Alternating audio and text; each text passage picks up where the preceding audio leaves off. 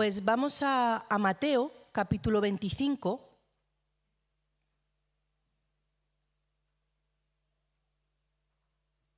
¿Todo lo tenemos ya? Mateo, capítulo 25, el versículo 14.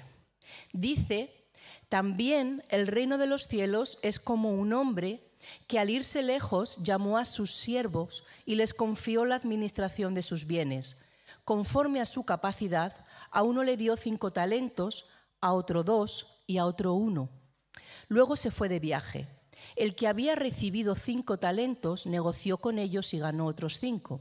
El que había recibido 2 ganó también otros 2. Pero el que había recibido 1 talento cavó un hoyo en la tierra y escondió el dinero de su señor.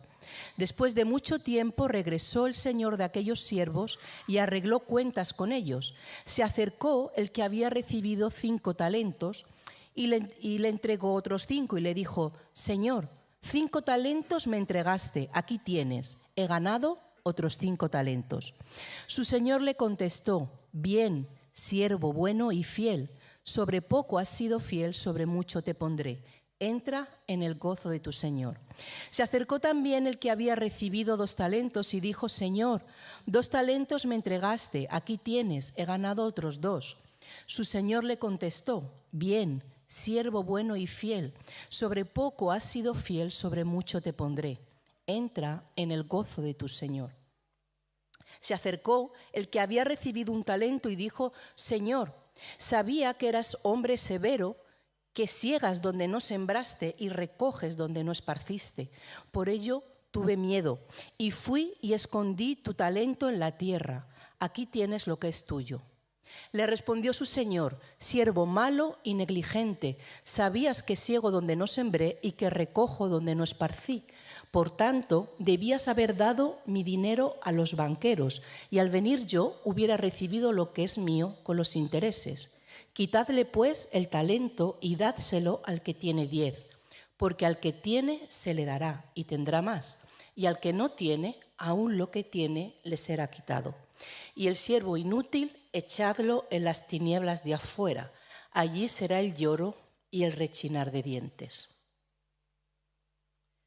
Padre, nos ponemos delante de ti esta mañana, Señor, para que tú nos unjas, Padre, para que tú nos hables a través de tu palabra, Señor.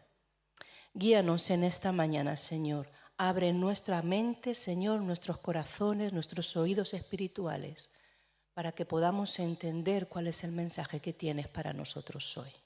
Amén. Bueno, antes de seguir, voy a saludar a alguien que está viéndonos online, que es Lola. Lola es una mujer que nuestro grupo de hogar estamos cuidando. Ella está muy malita. Quería haber venido esta mañana. Le dije: Lola, no te preocupes, yo te mando el enlace. Y bueno, ella sabe quién es el Señor, ella es consciente de lo que ha hecho el Señor por ella en su vida. Así es que un besito, Lola. Y me ha dicho que me saquéis planos de cerca, ¿vale? Me ha dicho que te saquen planos de cerca para verte bien las expresiones de la cara. ¿Vale, Marcos? Bueno, los discípulos estaban escuchando a Jesús y querían saber cuándo iba a pasar todo lo que estaba diciendo, que les indicara cuáles eran las señales de su venida y del fin del mundo. Y vemos que Jesús, tanto en el capítulo 24 como en el capítulo 25, habla acerca de los últimos tiempos. Y dentro de este discurso les enseña por medio de parábolas. Para los que no sepáis qué es una parábola, eran narraciones que eran cotidianas, historias terrenales que tenían siempre una enseñanza espiritual. Y Jesús, en estos capítulos 24 y 25, cuenta 3 parábolas diferentes: el siervo infiel y el siervo fiel, las vírgenes prudentes e insensatas y los talentos, que es el pasaje de hoy. Fijaos, el libro de Mateo fue escrito por la mitad del primer siglo, entre los años 50 a 75 después de Cristo aproximadamente. Y los cristianos estaban impacientes con la venida del Señor, sobre todo porque en el capítulo 24 de Mateo dice, al principio, Dice, salió Jesús del templo y cuando se iba se acercaron sus discípulos para mostrarle los edificios del templo. Y él les dijo, ¿veis todo esto? Os aseguro que no quedará aquí piedra sobre piedra que no sea derribada. Es por esto que cuando en el año 70 las tropas romanas destruyen el templo de Jerusalén, los cristianos entendían que el Señor iba a llegar inmediatamente, porque justo después de esto el Señor habla de todas las señales que estarían antes del fin. Entonces ellos estaban convencidos de que la venida del Señor era inminente. Y el Señor cuenta una de estas parábolas. Dice, porque el reino de los cielos es como un hombre que partiéndose lejos llamó a sus siervos y les entregó sus bienes.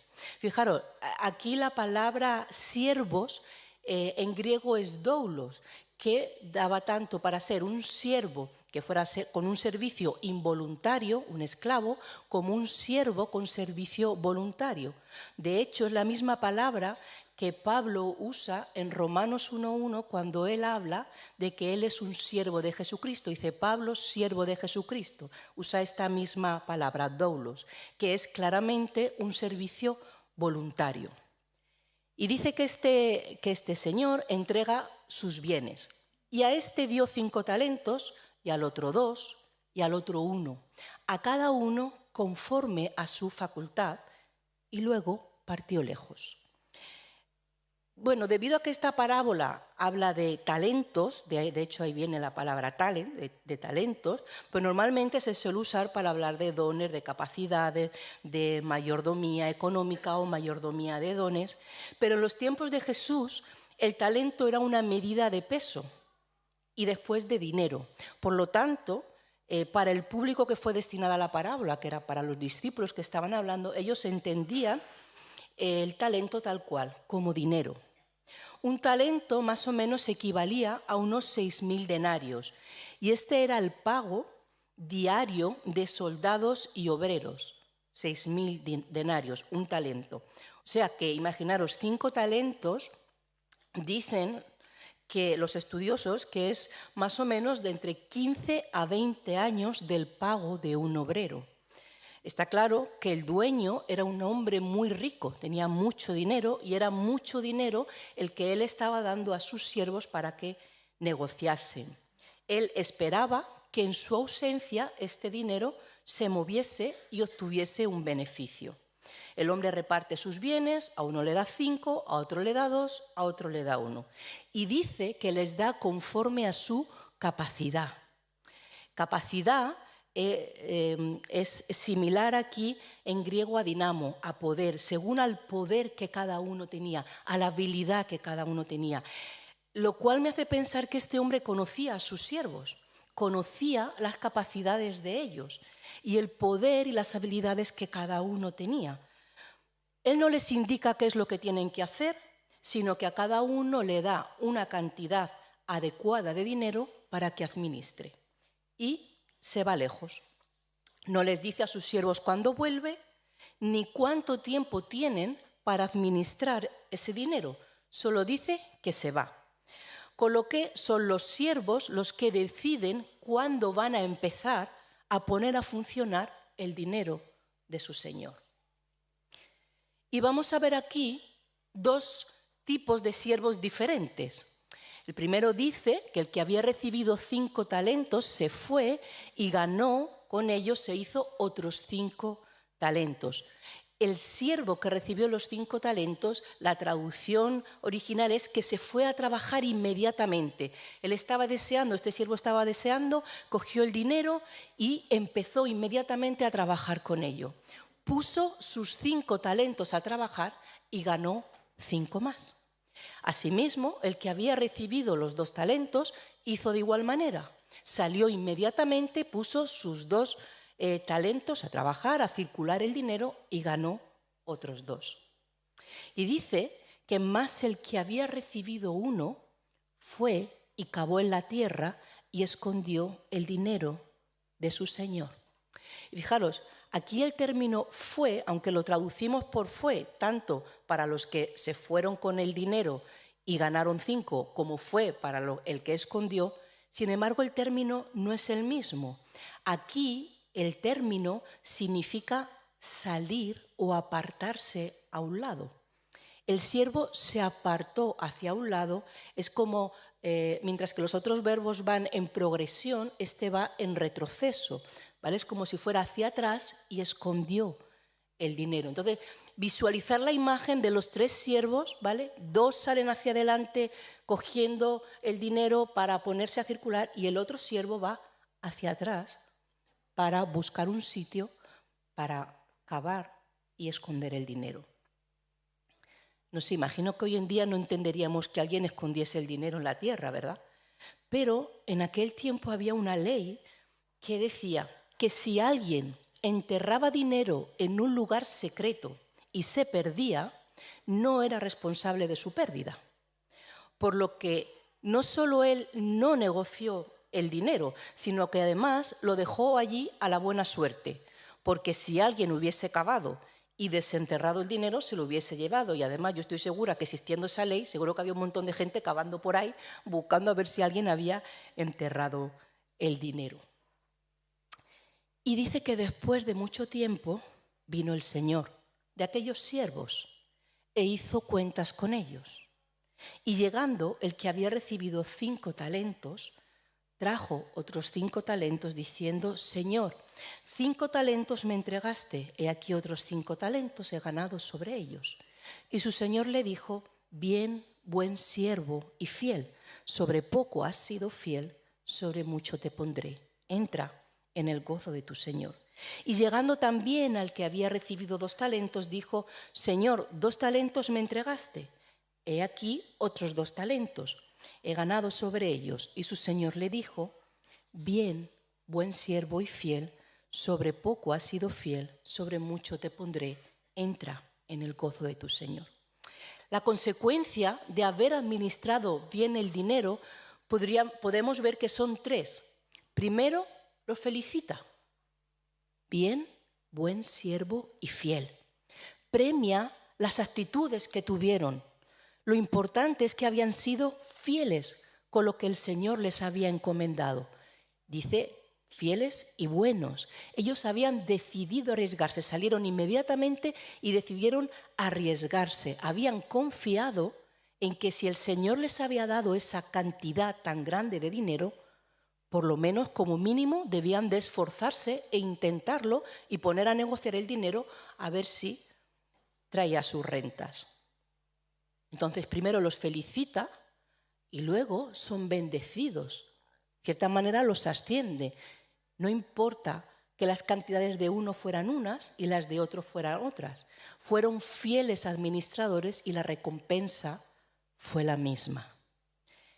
Entra en el gozo de tu Señor. Fueron invitados a participar de la alegría y del gozo del Señor. Seguramente harían una fiesta, una celebración para gozarse de lo que habían conseguido. Se iban a sentar juntos en la mesa y juntos se iban a regocijar de los resultados. ¿Qué características podemos encontrar detrás de las actitudes de estos siervos? Ellos confiaron en el Señor, fructificaron lo que el amo les encargó y además no temieron arriesgarse. El amo lo que premió fue las actitudes fructíferas. Él no calificó a sus siervos por cómo lo cuidaron o lo que les dio o cuánto multiplicaron, sino por qué lo multiplicaron. Por qué fructificaron su dinero es por lo que el Señor apremió estas actitudes. Ve la actitud de sus siervos que produjeron frutos. Fijaros, ¿sabéis cómo llamaríamos hoy a una persona que genera fruto? Es una persona productiva. Las empresas se pegan por las personas productivas. Estas personas están súper cotizadas. ¿Por qué? Porque normalmente las personas productivas son personas que saben manejar muy bien su tiempo, están comprometidos con la empresa o el dueño para el que trabajan, son proactivos, o sea, tienen iniciativa en las cosas, son responsables y además son capaces de salir de su zona de confort e intentar por lo menos ver de otras formas de generar mucha más productividad. Y dice que, llegando también el que había recibido un talento, dijo: Señor, te conocía que eres hombre duro, que siegas donde no sembraste y recoges donde no esparciste, y tuve miedo, y fui y escondí tu talento en la tierra. Aquí tienes lo que es tuyo. Es curioso cómo intenta justificarse este siervo, ¿no? Porque lo primero que hace es echar la culpa al amo. Es como decimos aquí, ¿no? Le da la vuelta a la tortilla. Y en vez de reconocer que hizo mal, que no hizo lo que el amo le había pedido, le recrimina. Tú eres un hombre duro, que siegas donde no siembras y recoges donde no esparces. Y tuve miedo. ¿Sabéis que una de las características de las personas con miedo es que actúan con extrema cautela, pero con tanta cautela que al final no hacen nada, se vuelven personas pasivas? Y este siervo le dice a su amo: tú eres una persona que quiere sacar ganancia de algo que tú no has trabajado. Le está diciendo: eres un amo cruel y no tienes derecho a exigir algo por lo que tú no trabajas. Y como no quería correr el riesgo de quizás no sacar ningún tipo de beneficio y me ibas a venir a reclamar, pues lo escondí. Aquí tienes lo que es tuyo. Es como decir: mira, que por lo menos ni lo he perdido ni me lo han robado. Aquí tienes lo que es tuyo.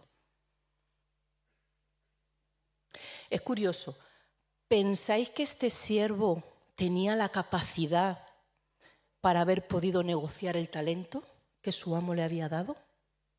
Porque dice que el amo les dio según su capacidad. Él no lo hizo pensando que no iba a poder. El amo no se lo dio diciendo: uy, este se lo voy a dar, pero este es que no va a poder. Y por eso le voy a dar menos. No. Él sabía que él podía. Quizá conocía sus limitaciones y por eso le dio menos cantidad, porque le dio según su capacidad y le dio menos. Pero el siervo estaba preocupado solo por su seguridad y no iba a arriesgarse. Para el siervo, el miedo era el que dictaba sus acciones. Y aunque tenía la capacidad para poder haber negociado el talento, falló en desarrollarla. Y dice que respondiendo su señor le dijo: malo y negligente siervo, ¿sabías que siego donde no sembré y que recojo donde no esparcí? O sea, que en contrapartida la respuesta de haber administrado mal es, obviamente no le felicita, sino que le dice malo y negligente. No sé cómo nos suenan estas palabras en español, pero realmente eran palabras duras, traían mucha dureza. Una persona negligente es una persona que no ha tenido cuidado en algo que se le manda. Un trabajador negligente no lo quiere nadie, ¿verdad? Queremos que por lo menos las personas que tengamos al lado, como mínimo, hagan lo que se les pide. Nadie quiere un trabajador negligente. Y el concepto de malo en la traducción es fuerte, es alguien dañino, alguien que es malo en su carácter. Dice siervo malo y negligente. Le dice, por tanto, te convenía dar mi dinero a los banqueros, y viniendo yo hubiera recibido lo que es mío con usura. O sea, si él no se veía capaz de haber administrado el dinero y sacar algún tipo de ganancia, como hicieron los otros dos, le dice el amo, por lo menos podías habérselo dado al banco. Allí la costumbre que tenían es que se ponían en el templo, se ponían con unas mesas y ahí se ponían los intercambiadores. Y eran personas que tenían la costumbre de pedir prestado dinero o recibirlo en depósito, con una tasa de interés baja. Entonces, lo más fácil que podía haber hecho era que otros hubieran negociado el dinero por él y por lo menos hubiera sacado unos intereses, aunque fueran intereses de usura, ¿no? De ese préstamo que se da. Pero él ni siquiera pensó en ello, el siervo ni siquiera pensó en ello. Era una persona que no tenía iniciativa lo más mínimo. Y dice el amo: quitadle pues el talento y dadlo al que tiene 10 talentos, y al siervo inútil echadle en las tinieblas de afuera. Allí será el lloro y el crujir de dientes. ¿Cuáles son las consecuencias de la mala administración? No es felicitado, lo llamó necio, negligente, malo y negligente, perdió cualquier tipo de privilegio, se le baja de categoría y es echado en las tinieblas de afuera, es apartado de la presencia de su amo. Él no estaba invitado a participar de esa fiesta que iba a tener con los otros siervos. No sé, quizá podríamos decir: uy, qué duro este amo, ¿no? Pobrecito, si es que tenía miedo. Pero ¿qué era lo que había detrás de ese miedo que hizo que fuera juzgado? Primero, no confió en su amo. El amo les dio según las capacidades y él no confió en la confianza que el amo había depositado en él. Además, tuvo una actitud egoísta porque miró exclusivamente por él mismo. Aunque se le había encomendado una labor, miró por su propio beneficio y no por el de su señor. Y además no dio fruto, que era lo que se le había pedido. ¿Estamos preparados para rendir cuentas a Dios? Fijaros, por medio de esta parábola y las otras dos que hay en estos capítulos, Jesús enseñó que habrá un juicio para los creyentes. Y el propósito de este juicio no es un juicio penal, sino que está diseñado para evaluar las obras de los cristianos, con el fin de que les sean asignadas recompensas y el elogio o la felicitación apropiada. Buen siervo fiel. Este juicio es una evaluación de la fidelidad y del servicio dentro de la familia de Dios. Podemos ver que en las cartas de Pablo, los primeros cristianos habían entendido perfectamente que habría un juicio. Pero fijaros, eso lo que les provocaba a ellos era una gran responsabilidad de llevar una vida coherente con la decisión que habían tomado de seguir a Jesús. Y querían agradarlo en todo lo que hacían.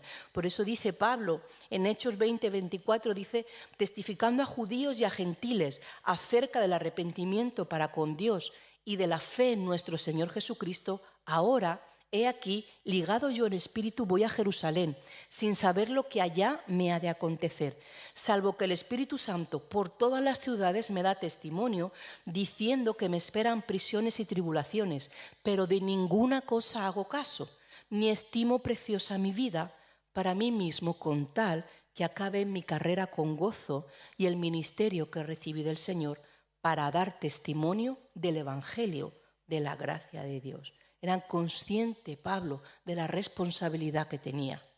No había temor en enfrentar el juicio, porque no es un juicio, no era un juicio de salvación, pero sí eran conscientes que iban a tener que comparecer ante este tribunal para dar cuenta de la manera en cómo habían llevado su vida en el tiempo que habían estado en la tierra a servicio del Maestro. Dice en 2 Corintios 5, del 9 al 11, por tanto, procuramos también, o ausentes o presentes, serle agradables, porque es necesario que todos nosotros comparezcamos ante el tribunal de Cristo para que cada uno reciba según lo que haya hecho mientras estaba en el cuerpo, sea bueno o malo. No había miedo al juicio, no había miedo, pero sí ese temor de cuando uno no quiere desilusionar a alguien a quien quiere, ¿verdad? Todos tenemos personas cerca a quien apreciamos mucho y hacemos cosas porque no queremos desilusionarlos.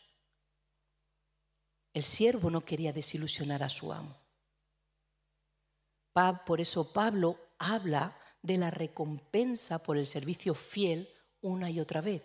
Dice en 2 Timoteo 4:8, por lo demás me está guardada la corona de justicia, la cual me dará el Señor, juez justo, en aquel día, y no solo a mí, sino también a todos los que aman su venida.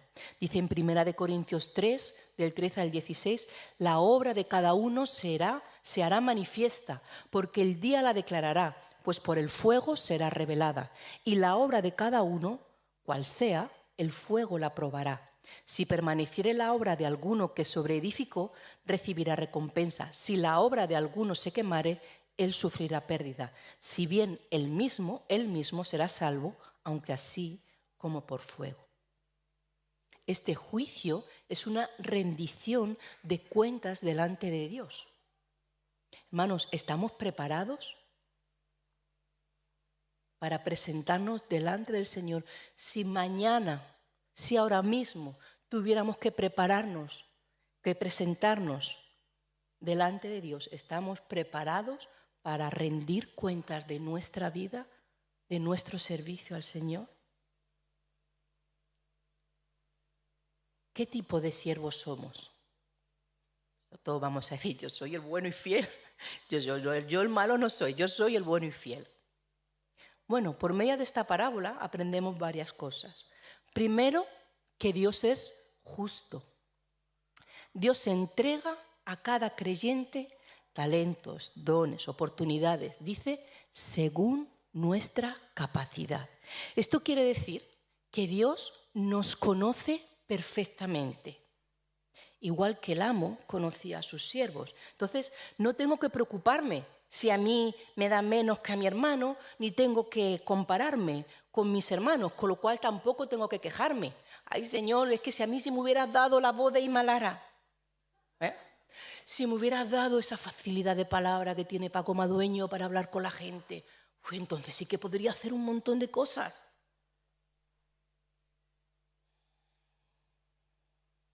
Pero con lo poco que me ha dado el Señor, ¿qué hago? Muchas veces nos quejamos así. Es que, ¿qué hago? Hoy no, es que yo no tengo dones, yo no tengo talentos, yo no tengo nada que dar. No. Dice que el Señor da a todos según su capacidad.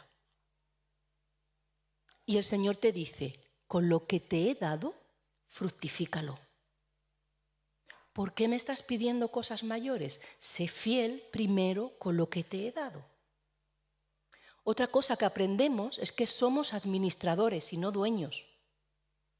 A todos los creyentes, el Señor nos llama a trabajar en su obra. ¿Y cuál es su obra? Porque es importante que lo tengamos claro. ¿Cuál es la obra a la que Dios nos llama a trabajar mientras estamos en la tierra? Dice en Lucas 10:2, y les decía, la mies a la verdad es mucha, mas los obreros pocos. Por tanto, rogad al Señor de la mies que envíe obreros a su mies. O en Juan podemos ver cómo después de que Jesús habla con la mujer samaritana, sus discípulos estaban asombrados y Jesús les dice, ¿no decid vosotros, aún faltan 4 meses para que llegue la siega? He aquí os digo, alzad vuestros ojos y mirad los campos, porque ya están blancos para la siega. Ser administradores implica que no podemos hacer lo que nos dé la gana con lo que el Señor nos ha dado, usarlo como a nosotros nos venga bien y, por supuesto, no enterrarlo. Pero ¿sabéis que hay forma en la que podemos enterrar nuestros talentos? Primero, no usándolos, por supuesto. Como he dicho antes, el que piensa que no tiene nada. Yo no es que no tengo nada para dar al Señor, yo no tengo nada que ofrecer. Uy, yo soy todavía muy joven, ya cuando yo tenga más años, el Señor ya me dará algo. No importa la edad que tenga, no importa que seas un adolescente, el Señor ya te ha capacitado con dones y talentos que puedes poner a su servicio. Pero a veces nosotros usamos las capacidades, los dones y talentos que Dios nos ha dado exclusivamente para nuestro beneficio, para nuestros negocios, para nuestras relaciones personales. Y voy a decir otra cosa, incluso en la iglesia, hoy qué bien estamos cuando, ¿verdad?, ponemos nuestros dones aquí entre nuestras 4 paredes, donde yo me siento seguro. Y está bien, porque la palabra dice que usemos los dones para la edificación de los santos, pero ahí nos quedamos y todos nos gozamos, nos regocijamos y qué bien, y para nosotros, para nosotros, para nosotros. Pero yo os pregunto, ¿no sería esa una manera de enterrar nuestras capacidades y no fructificarlas? Porque no las estamos desarrollando en toda su plenitud. Estamos dentro de nuestra zona de confort, cada uno la que tenga. Algunos la zona de confort está aquí y fuera de aquí no pueden ir más allá, otros la tienen un poquito más amplia. Y a veces no nos gusta correr riesgos. Pero yo lanzo un reto esta mañana. ¿Qué pasaría si pusieses lo que Dios te ha dado al servicio de la extensión del reino? ¿Qué pasaría? ¿Qué pasaría en tu vida? ¿Qué pasaría en la vida de la iglesia? ¿Qué pasaría si quizás tú eres una persona con carisma, con facilidad a la hora de hacer relaciones? ¿Qué pasaría si tú pusieras eso al servicio de la extensión del reino?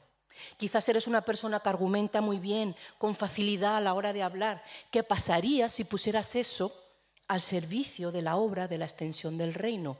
¿Qué pasa cuando pones tu negocio a la obra de la extensión del reino? ¿Verdad, Cristina? ¿Qué pasa cuando pones tu guardería a la obra de la extensión del reino? Que el reino se fructifica y se multiplica. Fijaros en el versículo que hemos leído, que habla de que ganó, cuando dice que ganó otros 5 talentos, ganó otros 2 talentos, pues la palabra ganar es la misma palabra que se usa en Mateo 18:15, cuando dice: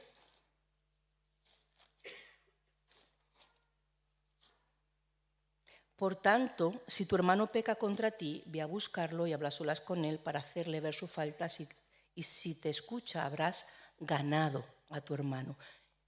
Usan la misma palabra de ganar. No nos limitemos, no limitemos nuestros dones y talentos a nosotros, a nuestro entorno cercano. Pongámoslos en funcionamiento para la obra del reino. El amo no elogió a los siervos por haber usado los talentos, sino porque los fructificaron. Porque los fructificaron. ¿De qué forma puedes fructificar tus dones, tus talentos, tus capacidades? ¿De qué forma puedes hacerlo? ¿Qué actitud vamos a tomar mientras esperamos la venida del Señor? O bien que venga el Señor o bien que vayamos nosotros con Él. ¿Cuál es la actitud que vamos a tomar mientras esperamos? ¿Enterraremos nuestro talento porque nos da miedo sacarlo, nos da miedo salir de nuestra zona de confort? ¿O lo pondremos al servicio del reino? ¿No sabes cómo poner tu talento al servicio del reino? Pregúntame, pregunta a Rosana, pregunta a David, pregunta a Ángel, pregunta a Israel. Seguro que tenemos maneras de orientarte. ¿Y cuál es la consecuencia de no usar lo que Dios nos ha dado? Lo encontramos en el versículo 29 de Mateo.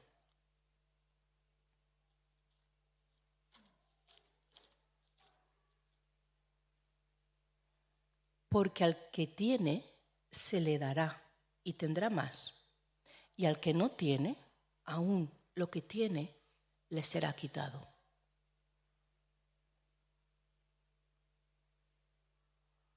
Este versículo me recordaba la parábola de la higuera, ¿no? Cuando va el Señor, dice: esta higuera no da fruto, hay que cortarla, porque no da fruto.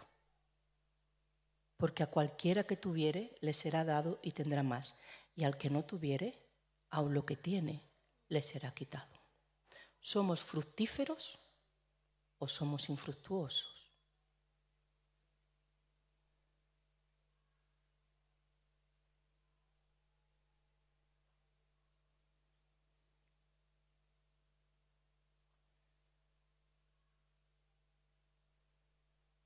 Sabéis que en este tiempo que se premia mucho la igualdad, y hablamos tanto de igualdad, ¿no? Y tan importante es, este mensaje a veces no es muy popular, porque hablamos de que Dios es un Dios justo,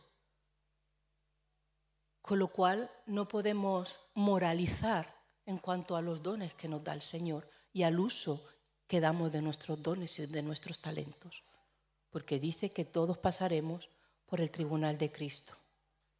Y los dones que no se usan, de verdad que se atrofian. O sea, si tú no usas lo que el Señor ha puesto en ti, si tú no usas las capacidades que el Señor te ha dado, se atrofian. Y con el tiempo, yo lo he visto, personas de muchos años en el Señor, que son incapaces de hacer nada para la obra. Porque no tiene capacidades, en su momento sí, pero no las usó nunca las usó. Y entonces al final se quedan atrofiadas. Pero los dones que se ejercitan se desarrollan cada vez más. Por eso el premio es cuando tú pones en marcha, en funcionamiento tus dones, tu talento, el Señor te da más. ¿Somos fructíferos o infructuosos? ¿Conoces cuáles son tus dones? ¿Conoces cuáles son tus capacidades, tus talentos? No tiene que ser algo súper extraordinario.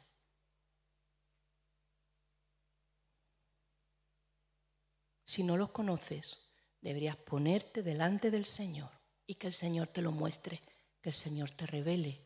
A veces los hermanos podemos confirmar unos a otros los dones que tenemos. Los conoces, los pones en funcionamiento de la extensión del reino para que sean multiplicados.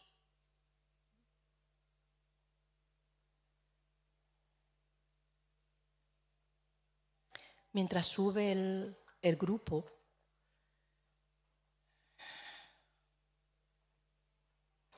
me gustaría que pensáramos en esta palabra. Si nos ponemos de pie,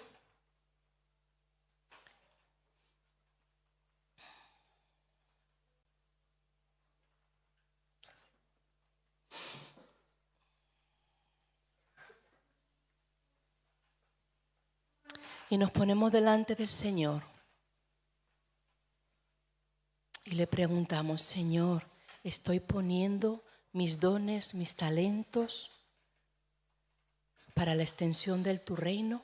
Me da miedo dar pasos, Señor. Me da miedo salir de mi zona de confort. Me da miedo, Señor, lo que pueda pasar si no fructifican. Me da miedo las consecuencias. Me da miedo lo que pase.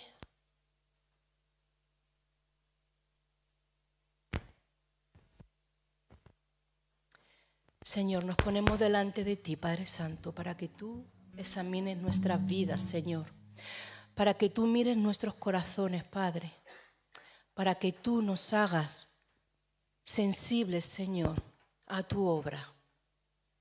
Señor, como hemos hablado, tú nos has dado capacidades, Señor.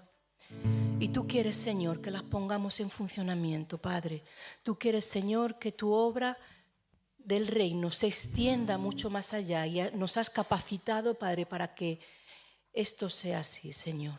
Danos fortaleza, danos valentía, danos sabiduría, Señor. Danos discernimiento, Padre.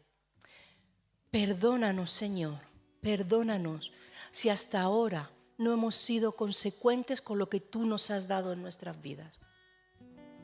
Y queremos ponernos delante de ti al servicio de tu obra y de tu reino. En el nombre de tu Hijo amado. Amén.